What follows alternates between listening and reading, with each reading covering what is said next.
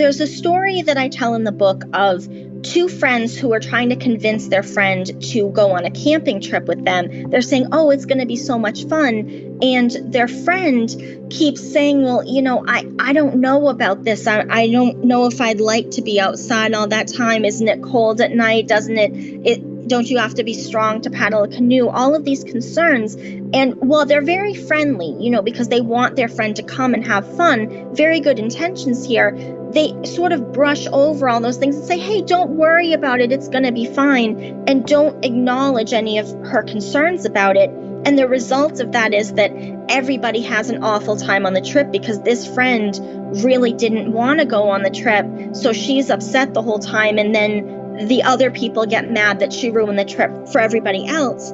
But then in the validating example, they listen to her concerns that when she says, don't you have to be strong to paddle a canoe, they give her the distance of how long they'll be in the canoe and say, we can slow down if you want, but it's okay if this isn't for you. It's not going to be as warm as sleeping at home. It's not going to be as comfortable as sleeping in a bed. And, they're still nice and want her to come on the trip, but they really validate her concerns and let her know that it's okay if you have those concerns and it's okay if this isn't for you.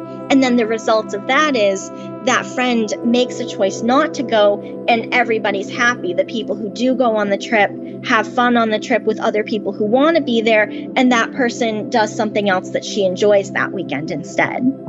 If you're in a situation where someone really won't stop complaining about something, it's good to ask yourself, why is this bothering me? Now, if it's bothering you because you're not up for it, maybe you're just not emotionally available to listen to the person talking about it, it's okay to validate your own needs and theirs at the same time. Like, you could let the person know in an understanding way that, what you feel about this is completely valid. You absolutely deserve to be able to talk about this. I'm just not personally able to do that right now. And that's fine because it validates your own needs and the other person's needs at the same time.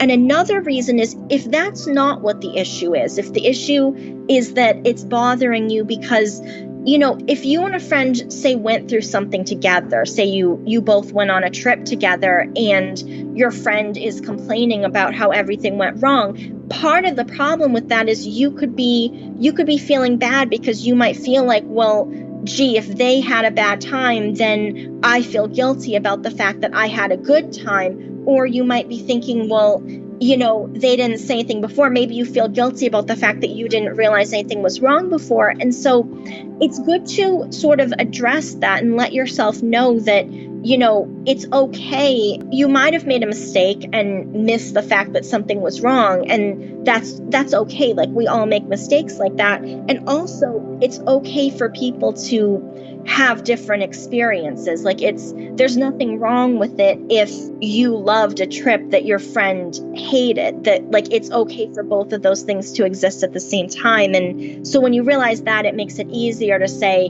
okay, that was bad that you had a bad time, and it was good that I had a good time, and those things can coexist. So 3 things I know for sure. Number 1 is that everyone's experience of the world is real and valid. If one person says that something was a good experience for them and another person says the same thing was bad for them, that doesn't mean that anybody was wrong. Both can be true at the same time because everyone's experience of the world is valid. The second thing would be that your self-worth doesn't change even if you're in an environment where other people don't recognize your self-worth. I use the example that if you uproot a palm tree from Florida and stick it in the ground in the North Pole, the tree's not going to do very well, but that doesn't mean it's a bad tree. It's just in an environment that's not conducive to its growth. And if you find yourself in an environment that's not conducive to your ability to thrive, it's important to recognize that that's just a mismatch with the environment. It doesn't change